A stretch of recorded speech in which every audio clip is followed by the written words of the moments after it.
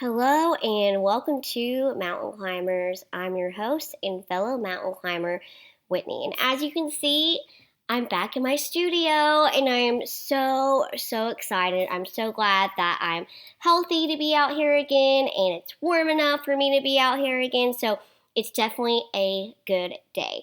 And it's also a good day because I love on Mountain Climbers whenever I can talk about chronic illnesses and hopefully, or at least I hope, that that conversation will foster empathy and compassion. And today's guest, I really believe that her story will. And I'm so honored to have my friend and old classmate from Clay High School, Heather McCutcheon, or as you guys knew her as, Heather Hafner.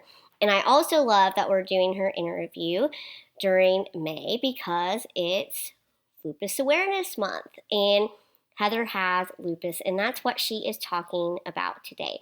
She is shedding light on what lupus is, how it affects her, but taking that a step further and talking about how it's just affected her every day living and how she's had to think through those details of having a chronic illness and how she can live life to the fullest. And I just love that she does that while having a faith in God, knowing that He'll give her the strength to do whatever lies before her. And that's why she's gotten to where she is today. And I just know that you are going to watch this episode, hear Heather's words, and feel so hopeful afterwards.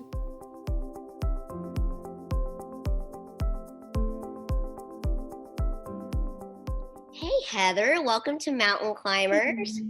Hello, thank you for having me. I'm so honored to be here. You're so welcome and happy Lupus Awareness Month.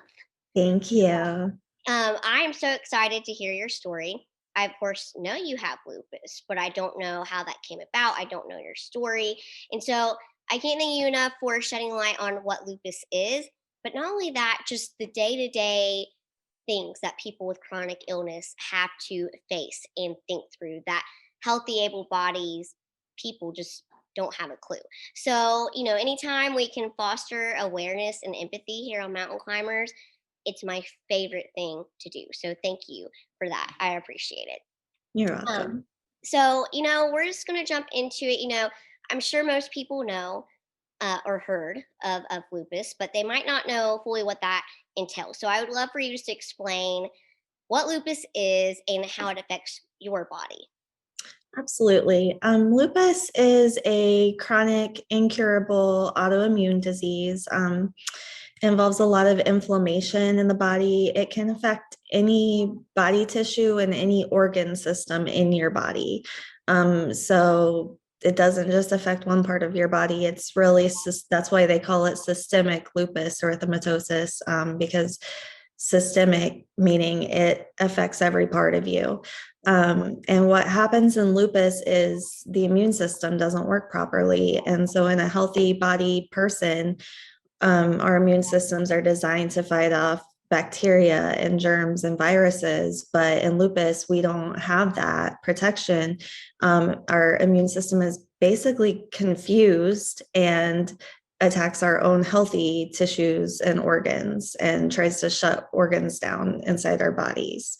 And so for me, I mean, I've had lupus many years now, and so I've had pretty much every organ affected in one way or another, including down to the blood, like brain, heart, kidneys, gastrointestinal, your blood cells are affected. So, and then just day to day, it involves a lot of pain and fatigue, and joints and muscles are always in pain, and nerve pain, and then just fatigue and weakness. Yeah. Whew, that sounds just very exhausting to have to deal with that and to wonder, okay, this body part hasn't been affected yet, but eventually maybe this organ will be affected, and you're probably always constantly thinking about that, and that's difficult. But I would say what was really difficult was you were diagnosed at a young age. So when you got that diagnosis, I can't imagine how devastating it was. Did you wonder, okay, am I just going to be a shell of the person I used to be, or did you have any hope of having a quality of life? Right. Yeah. I was diagnosed when I was 17 years old, and I had actually been having symptoms for a few years prior to my diagnosis. So I had all these kind of bizarre mystery symptoms in my teen years. And I was a very active in extracurriculars. I was involved in a lot of things in school. Oh, I did cheerleading, volleyball. I did gymnastics. I mean, I even academic. I was on student council. I ended up being senior class president. So many things I was involved in. And then one day it was just like I I couldn't keep up anymore. So the summer between my junior and senior year, my mom had taken me to doctors for a few years, saying, she's always complaining that she's in pain and she's so tired all the time. And the doctors would just dismiss me and say it's in her head. She's depressed. They put me on antidepressants when I was 15, saying that I was just depressed. One doctor said I was seeking attention. Um, if anyone would acknowledge my symptoms, they would say she's just having growing pains. It was never taken seriously until it got really bad the summer between my junior and senior year. I was representing our school in a pageant and festival, River Days, if you're from Portsmouth. And in that involved, you had to like do a lot of community activities. And so you were very busy. And I was learning a choreographed dance routine with all the other contestants. And so there were a lot of practices for that on top of my cheerleading, my other commitments I had. And I just couldn't keep up. And I would come home and just all but collapse. And I had swollen lymph nodes. I would have weird rashes on my face that almost looked like bruising. And I told my mom it just felt like I had the flu all the time. I would run fevers for no reason. And so it just got so bad that, my mom had to, thankfully, I had my mother, she kind of put her foot down with the doctors and she said, something is wrong. I want you to do testing. And I had an episode, of Raynaud's syndrome in my fingers. And that happened in the doctor's office. And I'm like, yeah, and this keeps happening. What is this? And they're like, that's Raynaud's. It happens a lot of times when you have autoimmune diseases. I think we need to test you for autoimmune. So that's when the ball started rolling. And then they sent me to a local rheumatologist, and then they sent me to the Ohio State University Medical Center. And the rheumatology department up there, a couple rheumatologists agreed with the blood work and all the testing they did. It is lupus. They said, not only did I have lupus, they did a lot of testing. I have lupus, fibromyalgia, POTS syndrome, atypical chronic migraines, and then I also have endometriosis. So I just kind of had a lot of chronic conditions that were just kind of dumped on me. But at that time, when I got the diagnosis, I was so relieved. At first, I didn't even think to be upset. I was like, oh, wonderful. They know what's wrong with me. Now they can fix it. And my mom's like, no, I don't think they can fix it. I think, there's medications, there's treatments, but there's no cure. And that's when it dawned on me that I have a disease that's incurable. And that's when it kind of started hitting me. And at that point, I was so young. I was getting ready to, go through my senior year and then go off to college. And that's when it just kind of, I didn't know how to go forward. I was like, so I have to go forward like nothing is wrong when everything is wrong. Yeah. So that it was really hard once I made that realization that I'm going to have to deal with this for probably my entire life. So at that age, yeah, it was definitely really difficult news. Yeah, I can imagine. And everything you said, as far as like you're seeking attention, you're really not that sick. I got that in every area of my life. And it's really hard when people questions your authenticity because they don't feel what you're feeling. They, Exactly. they just see like, oh, you look healthy. Like, no, like you don't. Yeah, Can we switch bodies so you can get an idea of what I'm going through? So I get it. It's very difficult, but I do love and admire that you did keep pushing past your limitations. And after you graduated, you went on to college. mhm. And I have to wonder, did people question your ability to go to college and enter the workforce with your diagnosis? Definitely. I definitely received some pushback or some commentary that maybe it wasn't the best idea. Going to college was just kind of a natural thing. It had always been my plan. My mom worked for the local university and like had my whole life. And so it was just always part of the plan for me to go on to college. And so at first I really didn't question it, but then when I got into college, I realized it is really hard to work and go to school and live with this condition. Um, but I did.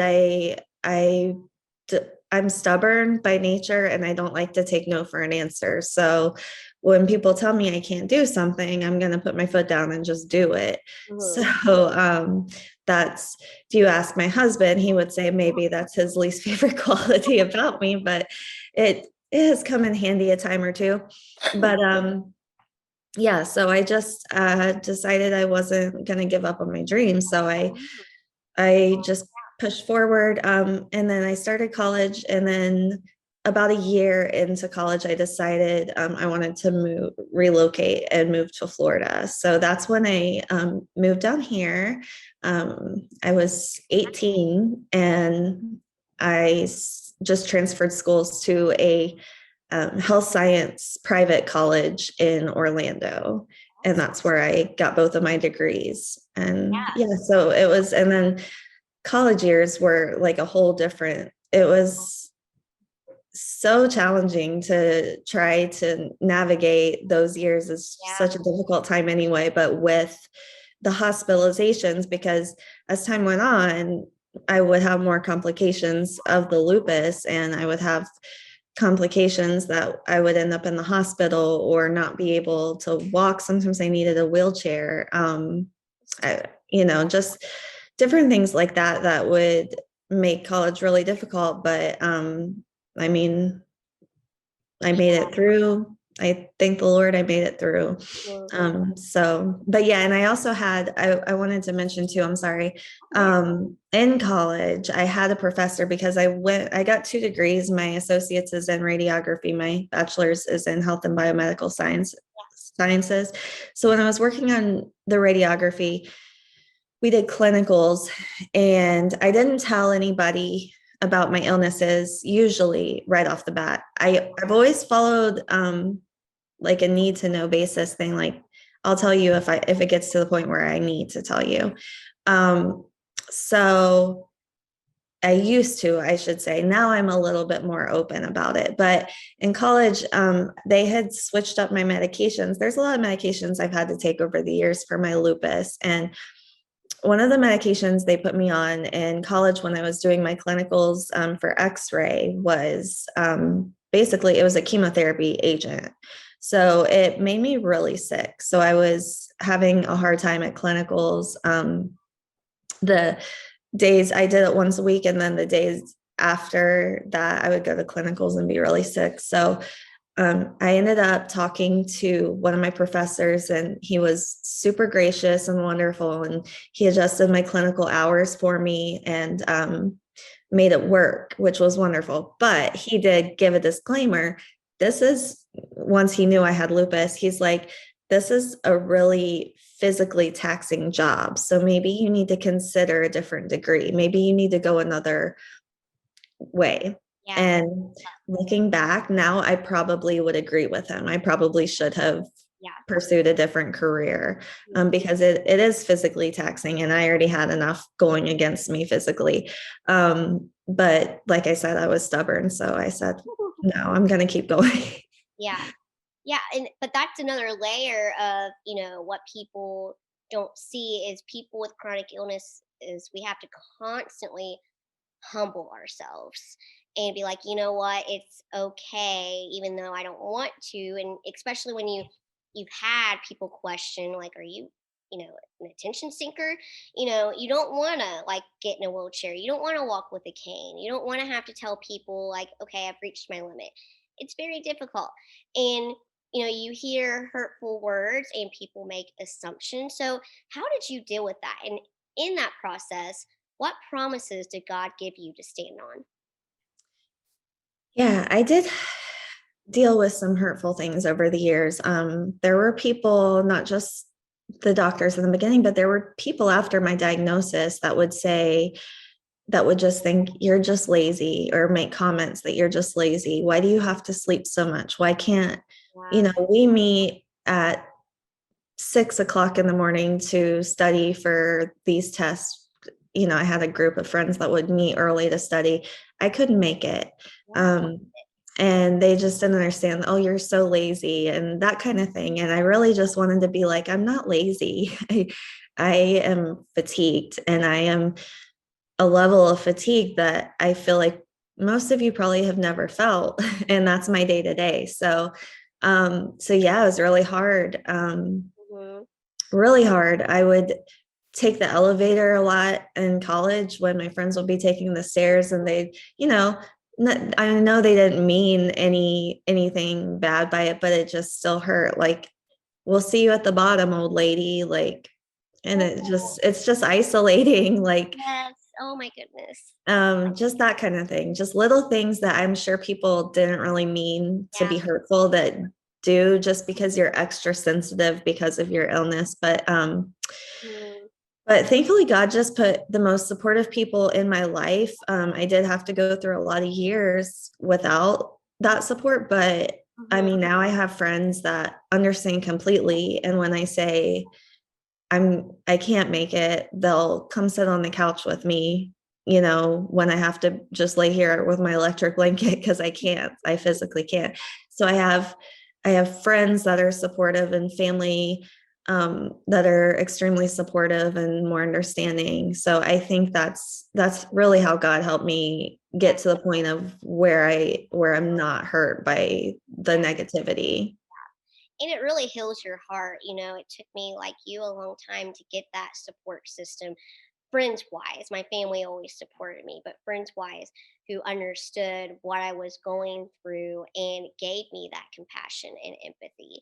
And it's just so healing when you get that and Absolutely. validates your experiences and what you're feeling.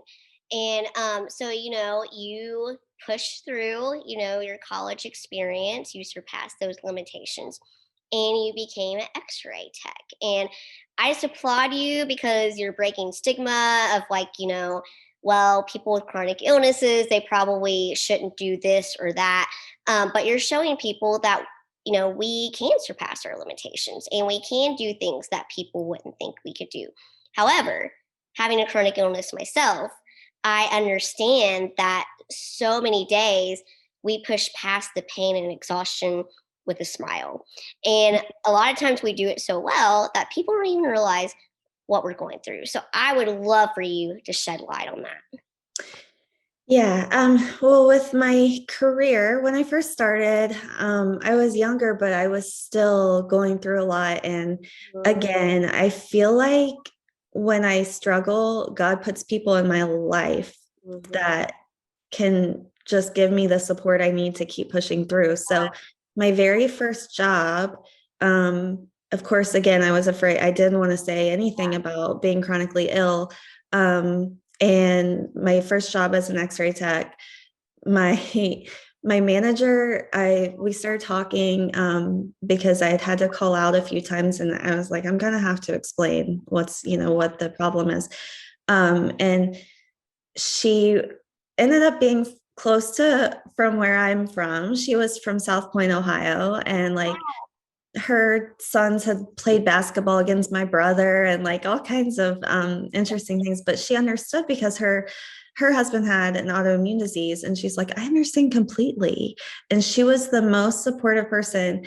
And that was just like that's when I first started. And I'm like, if I am just honest about this is who I am, this is my limitations, then I feel like going forward, then I'm going to be able to be more successful. So, being an extra tech, yes, it was extremely challenging physically. It's a lot of heavy lifting. It is a lot of wear and tear on your body. And I did it for 12 years. And the wonderful thing about it though was being able to talk to patients, because even though I look fine on the outside, there's a battle raging inside my body. And Mhm. so nobody could see that. Yeah. But when it gave me the ability to give encouragement to my patients, and when I was able to share some words of encouragement to other people who really needed it, who were in the hospital, it made me just feel like that was my purpose. I was fulfilling a purpose there. And there were times when I had long conversations. There was this woman who had a patient who had lupus, and I went into her room, and she talked to me forever. I mean, I just had such a deep connection with her. And she said, God led you to me. I was so down and out. I felt, so low, and you've given me so much encouragement. And I will never forget that day. That was like the turning point for me. Just being able to talk to other people and encourage them. That was the highlight of my entire career as an X-ray tech. However, over the years, my immune system has kind of gotten worse. I'm not able to fight off infections. And so a couple times early on, I had to resign and take a break from working because I had to be on long-term oxygen after I had a bout with sepsis. I caught something from a patient in the ER. Should have been a 24-hour bug, but because I didn't have the ability to fight it off, I ended up in the ICU with a PICC line and just really sick for weeks. And then I had to be on oxygen at home for a few more months after that. So that was the first time I had to quit working. Mhm. Then eventually, I was able to go back a few years later. I worked as a lead tech at our local hospital here. And before I was working at the hospital in Orlando, it was a really big hospital. So I learned a lot. It was a really interesting experience. But so then I've worked as the lead tech here, where in my small town where I live. And that was a blessing too. And it was the same thing, just getting to talk to patients. But again, I was getting sick a lot. I had to go back in the hospital for sepsis again. And so I just prayed for a way to continue in my career in a safer way. And I a couple years ago switched to a role that's still in. I'm a clinical radiology facilitator now, so I still work in radiology. I work directly with the actual radiologist, and I kind of sit in a private office Yeah. behind a computer, and so I don't get to have those face-to-face conversations. But oh my goodness, what a blessing, because I don't know how I would have done it Mhm. with COVID, because this all happened right before COVID happened. Amazing. So yeah, it's been an interesting journey, but yeah, maybe I look back and I think maybe my professor was right, but if I hadn't been stubborn, I wouldn't be here today, and I wouldn't have had those conversations with all those patients. Yeah. And so I love it. And I agree with you because, it's obvious God gave you confirmations along the way that you were doing what you were supposed to be doing. And I love too that, when you need a change and God sees that and understands it and you pray for it, he opens up those doors and still gives you the desires of your heart in the way that you need them. But another limitation that you surpassed was becoming a wife and a mother. And Mhm. once again, I have to ask, did people question your ability to be a wife and a mother? And how did you drown out that noise of what people assumed you could and couldn't do to what you knew you could do? But I do have to ask, did you perhaps sometimes believe you couldn't obtain that dream and desire of your heart as well? Yeah, for sure. I mean, I I will say I'll start with just marriage. I had dated people that just would flat out say, I'm not really on board with someone that has all these physical issues. Gotten that a lot. I get Yeah. So my heart was kind of broken to a point where I was kind of done with it. I was done with dating. And when I finally threw my hands up and said, I'm tired of dealing with this, like I'm just done. Mhm. Um, that's when Chris came along. So, and that's just how it works. And um, so when he came along, I didn't want to wait long to tell him because I didn't want to waste a lot of time. So after a few weeks, we dated for a while, maybe about a month. Mhm. I said, I sat him down and I said, listen, I have lupus and I have these other illnesses and it's kind of takes a big toll. Yeah. And I feel like you should be aware. Mhm. And he really wasn't phased. He was 100% supportive. I had not experienced that yet, to that point. So it was wonderful. Like he was so encouraging and so he's always been 100% helpful. So then when we ended up dating a while, getting engaged, and then we got married, and Mhm. I think when we took those vows and we said in sickness and in health, like he knew what he was Yeah. saying. Like he knew sickness meant a lot more sickness than health when it comes to me. So um he's always been the most supportive person. So that's just been a huge blessing. Now when it comes to pregnancy, my doctors, I mean, in the beginning, it didn't even seem possible because I was on so many just really harsh medications that I knew I would have to get off of those in order to become pregnant. Mhm. Every time I would try to wean down, I would have some kind of complication. So it was kind of a long process.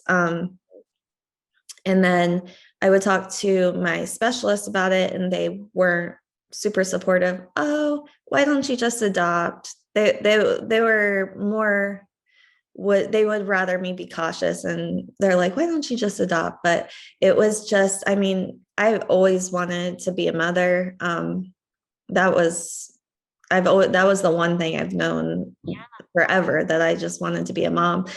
So I just didn't give up on that. And eventually I was able to safely do it. And I got pregnant with my first daughter, Bella. There Mhm. were a lot of complications. I was in the high risk unit at the big hospital in Orlando for a few weeks. I had lung complications. I was not able to work with that pregnancy because it was rough.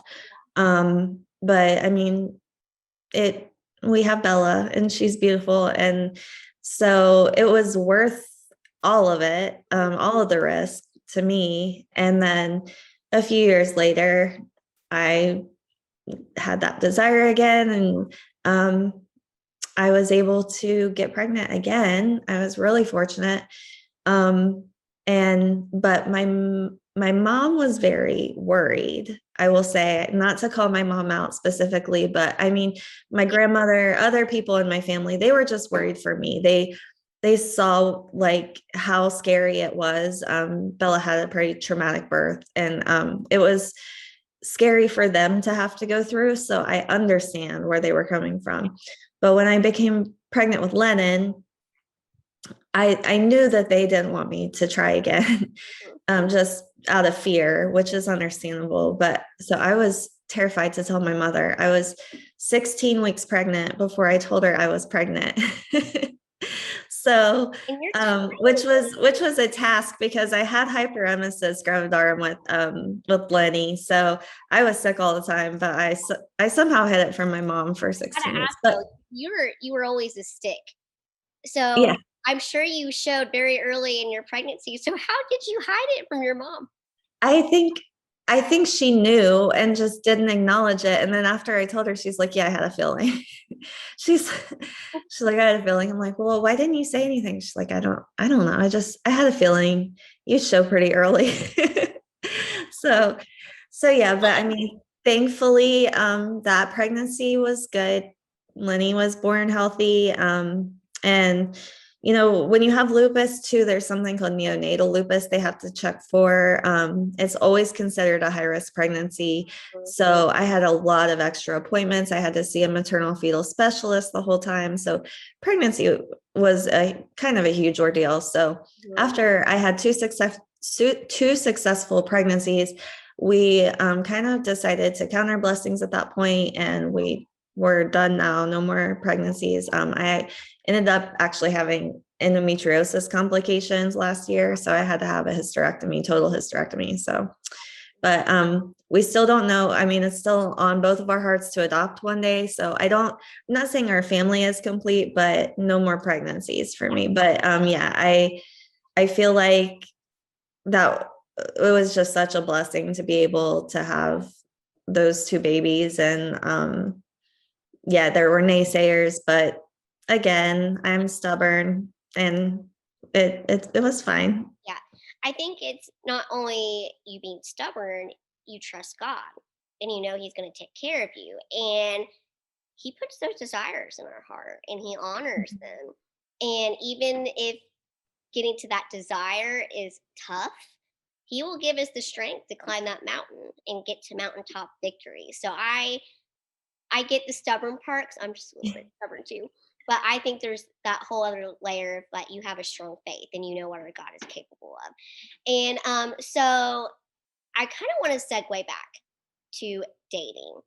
And dating is tough for everyone, but it's 10 times harder for people who have chronic illnesses because not only are you dealing with the normal stuff that you have to chat about and figure out with your significant other, like you said, you have to figure out, okay, when do I tell him or her that I have chronic illness, and how much do I tell, and at what point do I keep revealing everything that it entails, because we don't want him to think we're looking for a caretaker.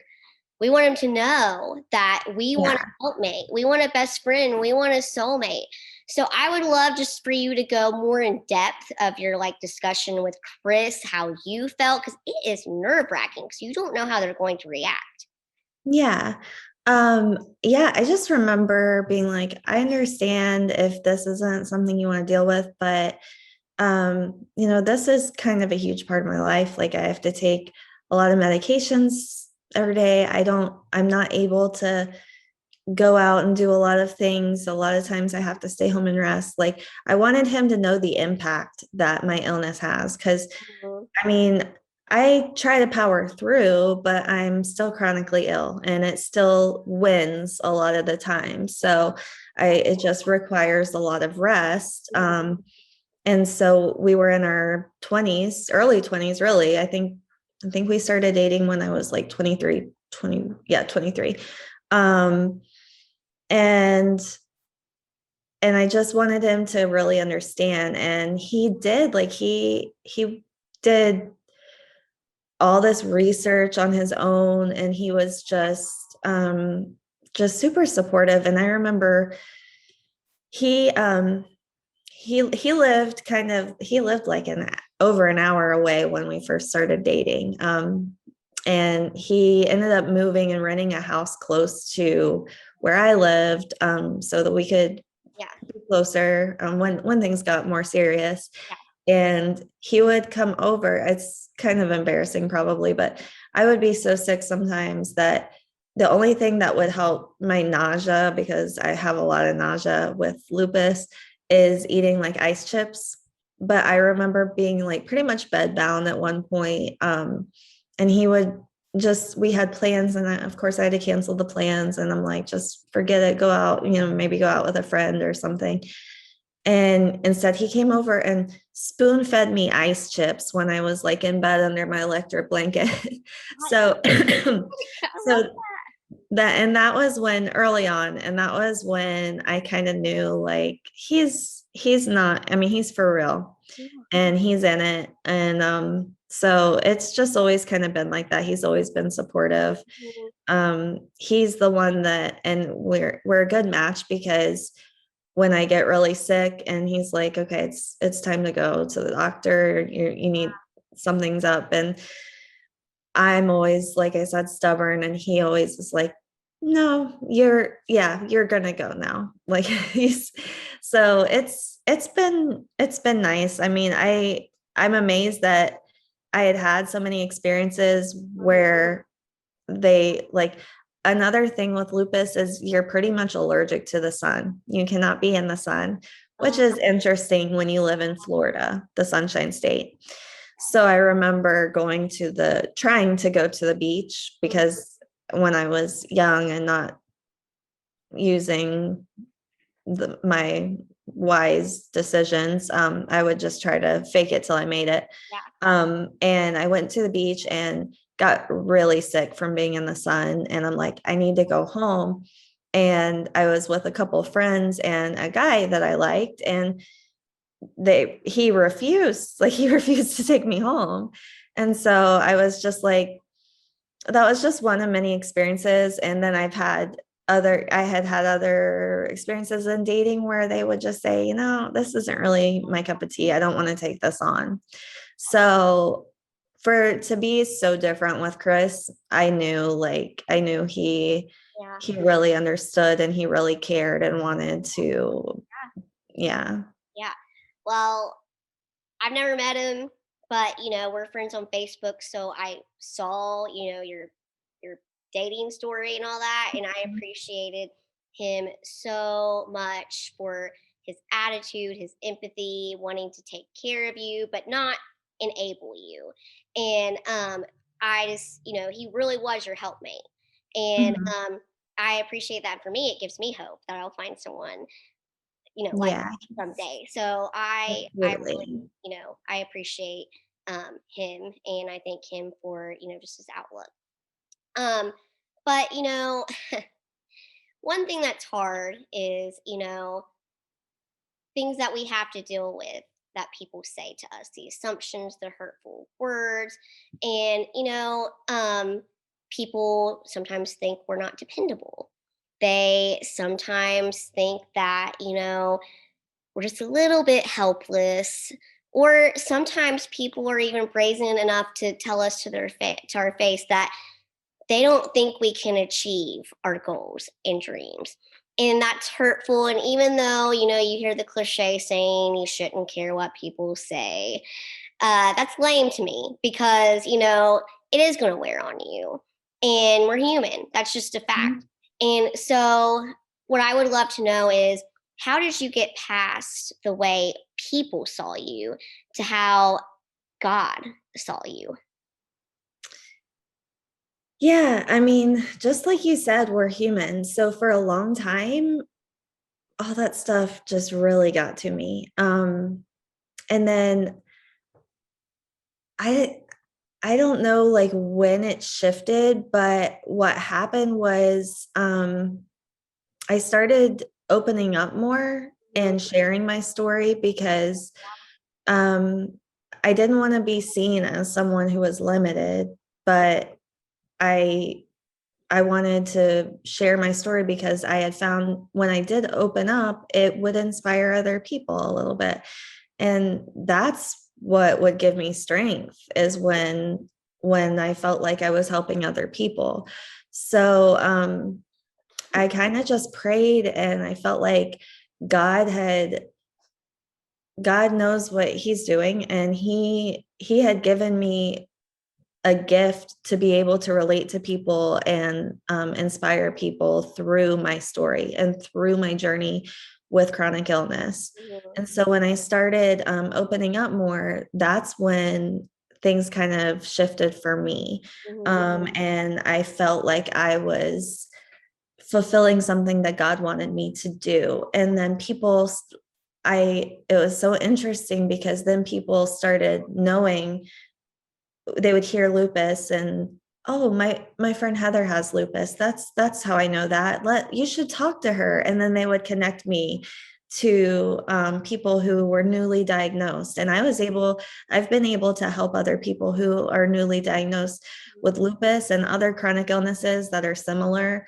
Yeah. And that's just been a complete blessing. And I think that's what has helped me get over all the negativity is I have a gift that I'm able to share. Yeah. And it took a while for me to be able to see that, but um, when I did is and I started to see, wow, I really helped someone out, and I really gave them some inspiration Mhm. when they were feeling low.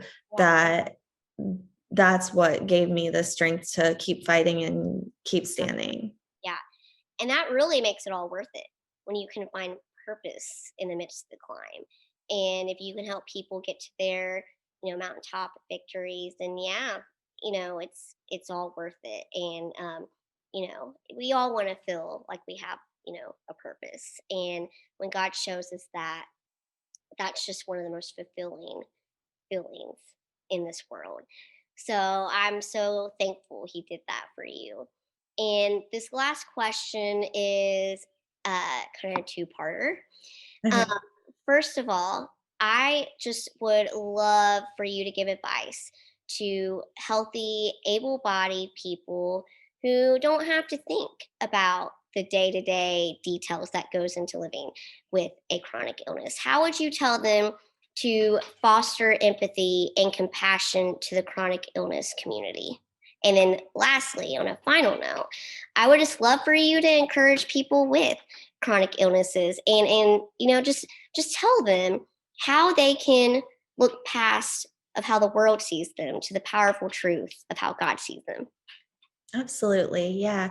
Well, the advice I would give to healthy, able bodied people, a lot of times people mean well, but they offer a lot of unsolicited medical advice.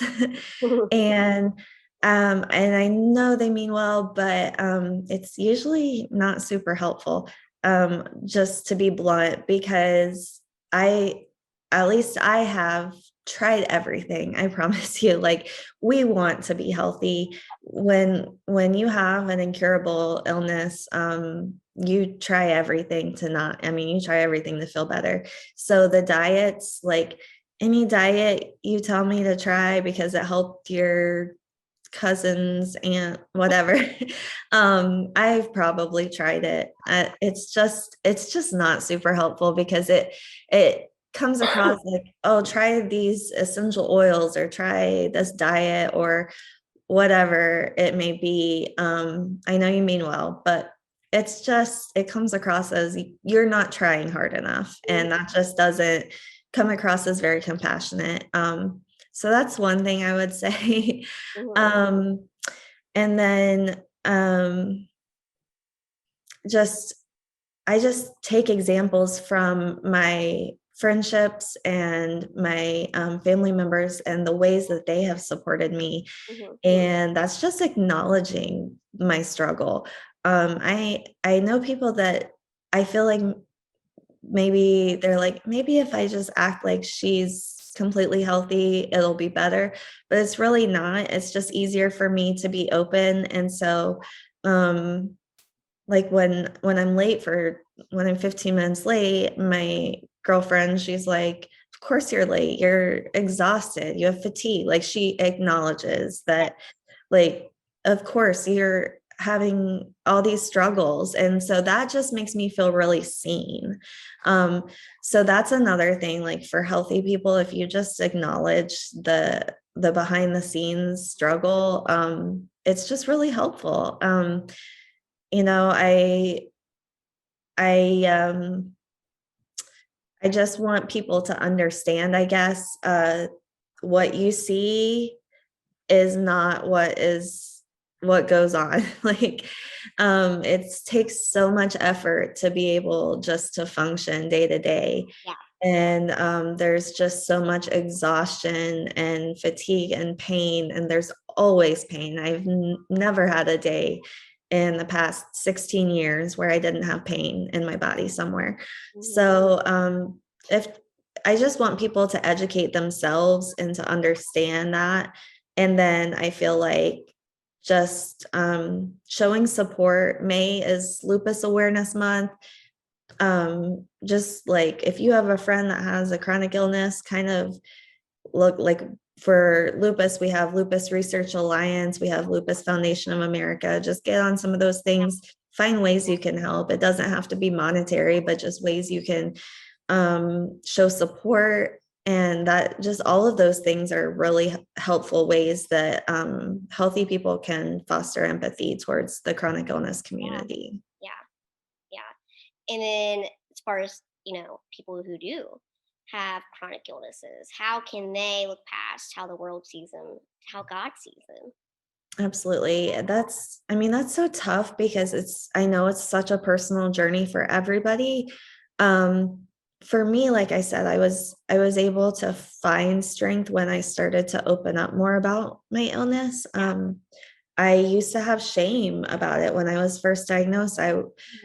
I was in high school and I didn't think my friends would understand Yeah. because honestly, at the time, I didn't really understand. So I didn't talk about it. And then in college, I still didn't talk about it. And then as I as I grew as a person, I began to open up, and that's when I realized how I could help others and how there can be something positive to come out of this. So Mhm. um, I know I don't want to like give a cliche, like try to find the positive in it, but somewhere like there's something that God has given you that's going to give you strength. Yeah. And I know that there's hardships, obviously. I mean, illness, chronic illness is just one big hardship, but if you just keep your faith and keep your trust and, you know, find good doctors if you can. I mean, hopefully you live in an area where there's great medical care.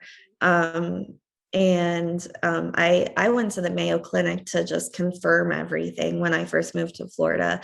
So hopefully you can find good medical care and just do what you need to. But the most important thing I've found is rest when you need to rest Mhm. and say no when you need to say no. Like, I try to be super mom. I mean, my daughter's in dance, and my my girls are my little ones in soccer, and I try to keep up with everything, but it's hard. And a lot of times, I mean, thankfully, like I said, I have a supportive husband, and I have to look at him and say, I'm done. I cannot do any more today. I have to go to bed now. Like, um, I kind of try to always keep the spoon theory in the back of my mind. And I have my I think spoons that up here, yeah. and it's a constant reminder.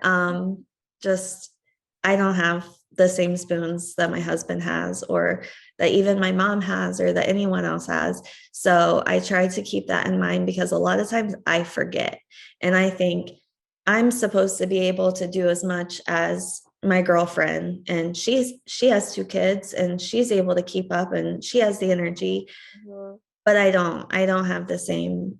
Mhm. I don't have the same spoons. So that's what I keep in mind. And if you don't know the spoon theory and you have chronic illness, please research that. And that kind of makes sense of it in a very simplified way, that you just need to know your boundaries and know your limitations and rest when you need to do what you need. I have like my millions of heating pads and all the things that help. And sometimes I'm just like, I'm done. I'm out of spoons now. Yeah.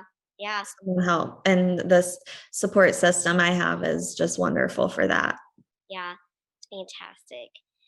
Well, everything that you've said has just been tremendous. So many golden nuggets of truth in every area, not just for, people with chronic illnesses, but for people who are healthy, that will, foster empathy and compassion and understanding. And, you gave such encouragement to the chronic illness community that they can have hope, that they can live a full and wonderful life because God gives us what we need when we need it so we can reach those mountaintop spectacular views.